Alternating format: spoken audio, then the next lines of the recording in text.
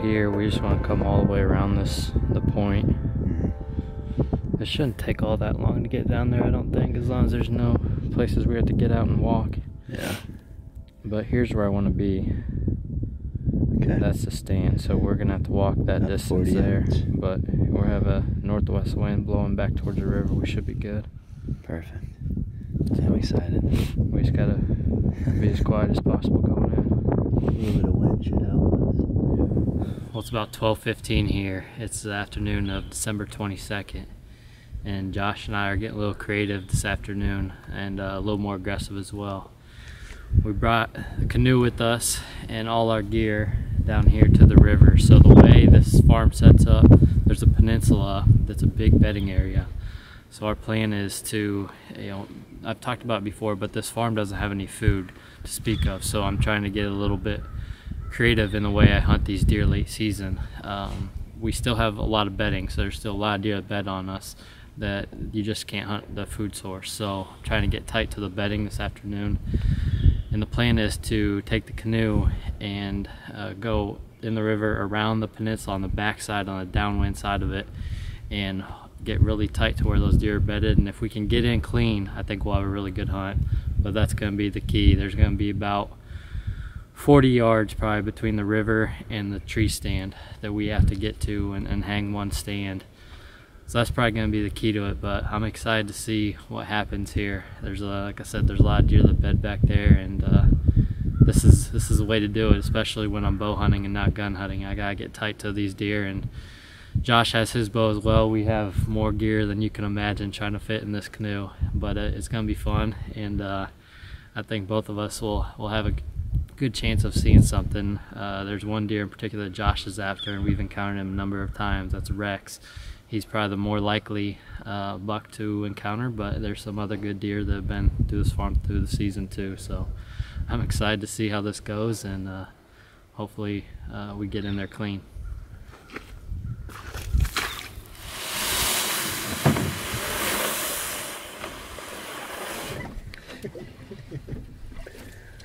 Hey, on the bright side, at least we don't have like $25,000 worth of equipment in here.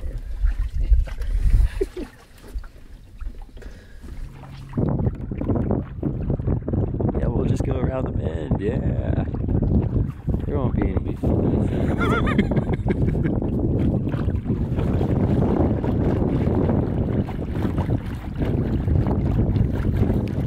Yeah, this is not something I'd try with a stranger. You have to have good communication. Oh, man. Dude, you're like a good 2 inches from your boots.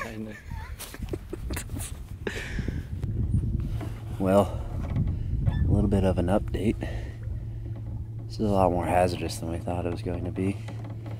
We've only tipped the boat almost once, which is good. Do you have any thoughts, sir? We're not gonna get there in time to hunt. Oh boy. Dude, this is a good ab workout. Just don't drop that Sony in, please.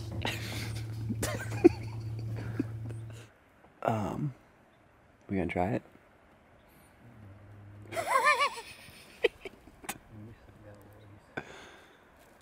Don't we have to get all the way down there, basically?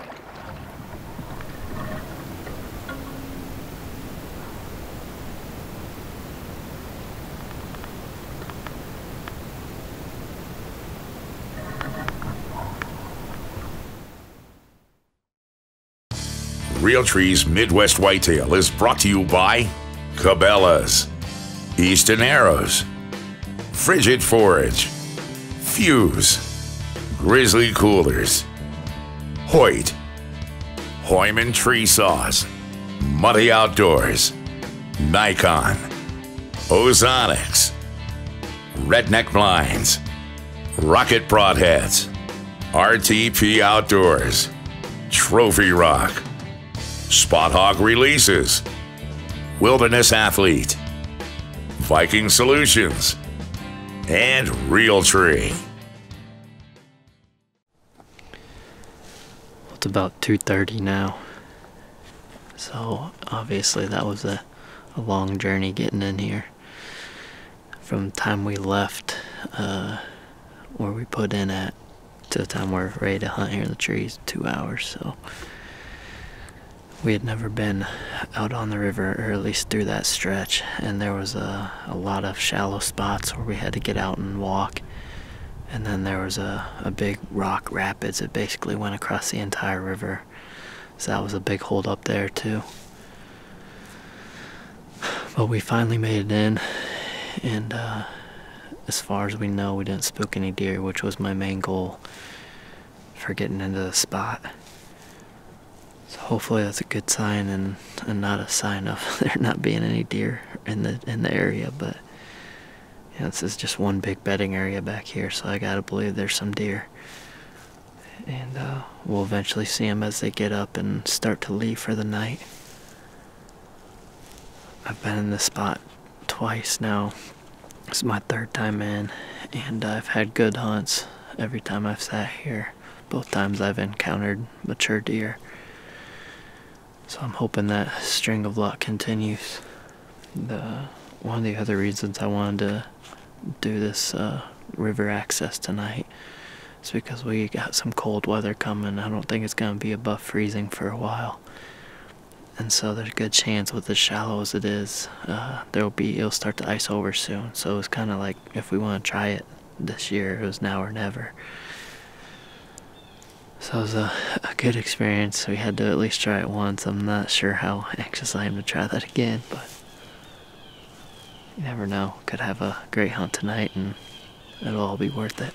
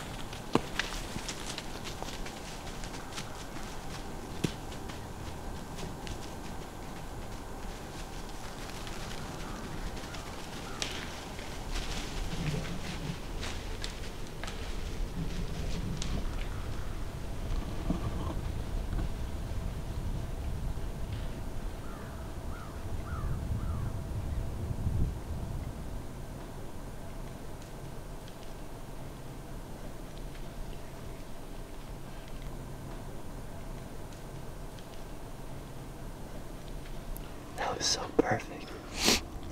It couldn't have got any more perfect for me to shoot. It was right there. That's how it goes.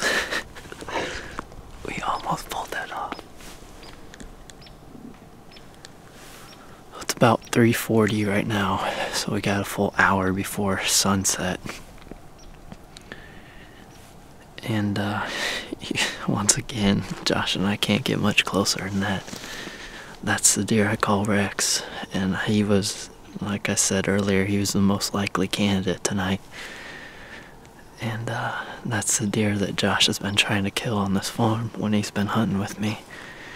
I had looked up and I saw a buck following a doe and realized there's 3 does or maybe a couple fawns, I'm not sure, but Rex was right behind him. And probably, I don't know, 50 yards out, Rex decided to stop and feed. And the does kept coming, so the gap got wider between them. And one of the does, where we crossed the trail, coming off the river, picked up our ground set and cut in towards our tree. And just got nervous and ran back that way. But it's just one of those things that was so close. If Rex would have just stayed on him, he would have already been in bow range by the time she spooked. But that's how it goes. That's bow hunting. Late season like this is so tough. No cover. There's basically no wind right now. It's dead calm. So without a doubt, you gotta have everything line up on a hunt like this. But it's pretty cool to know we got that close. And our plan tonight actually worked. But who knows? Like I said, we have a full hour left. That's the benefit of being deep in the bedding area like this. You get that earlier daylight movement. So hopefully our night's not over. Hopefully we either have him or another buck come by. Rex didn't seem all that spooked. It was more the does. Rex didn't really know what happened. So let's hope for a good last hour of the night.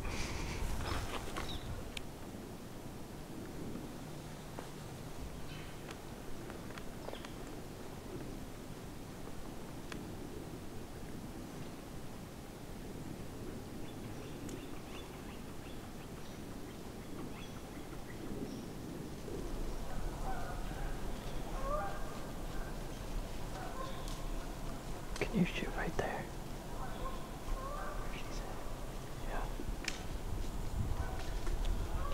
Where's he? I don't know where he's at.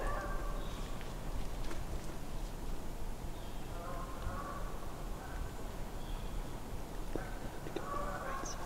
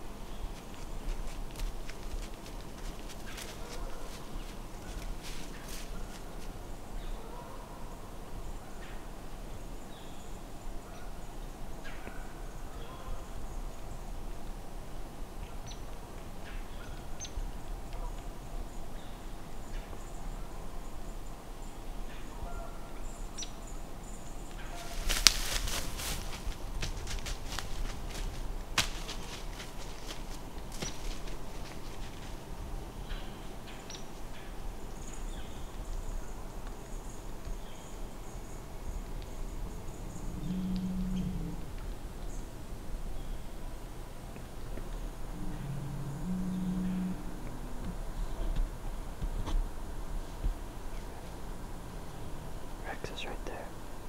Don't move.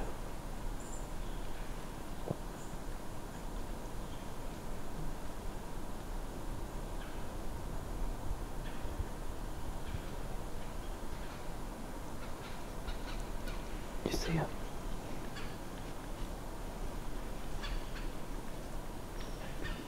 You see him? Don't move. Don't move.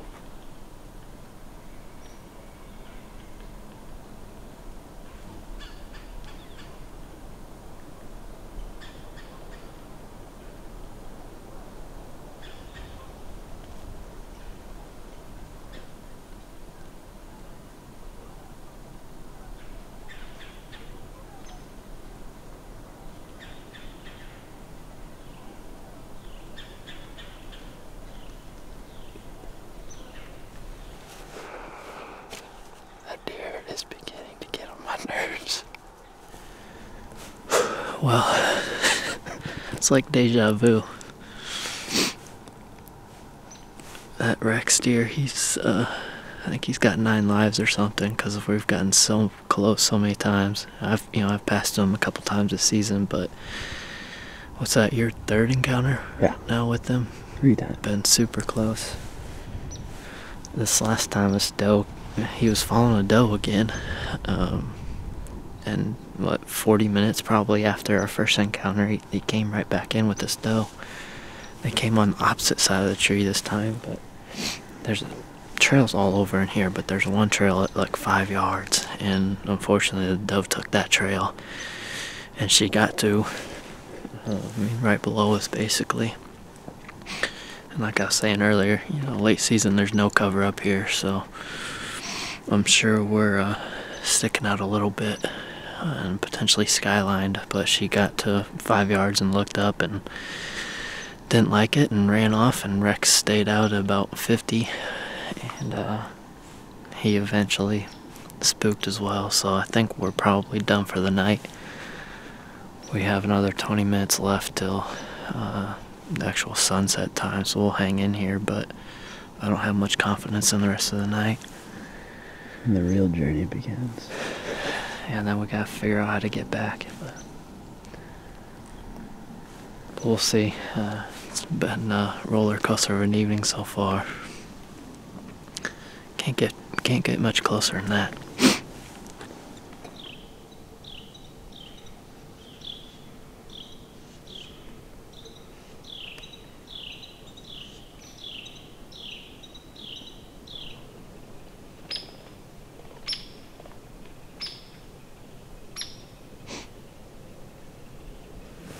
We've got a few more deer working their way through at about 100 yards, 125 yards.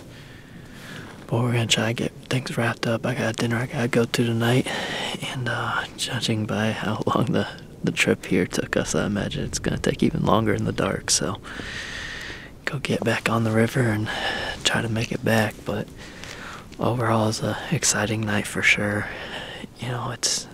It's pretty cool when the plan comes together, or almost comes together, I should say. So it's fun, good learning hunt, knowing that we can get back in here like that, get in tight to this bedding area clean. And just the story continues for Rex. I think his days are numbered if we continue to hunt this farm.